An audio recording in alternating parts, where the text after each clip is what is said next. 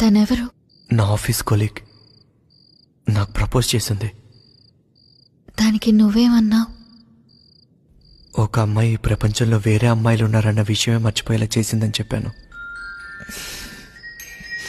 ఇంకా నేను ముంబైకి వచ్చింది తన కోసమే అని కూడా చెప్పాను.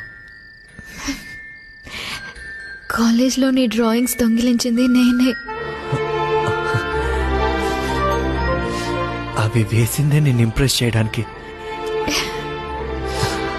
ఇప్పుడు అర్థమైందా రోజు నువ్వు ఎవరి కళల్లో మేల్కొని ఉండేదానివో? 3 సంవత్సరాలు వేస్ట్ చేశాం కదా. ఇంకా జీవితం అంతా ఉంటాం కదా.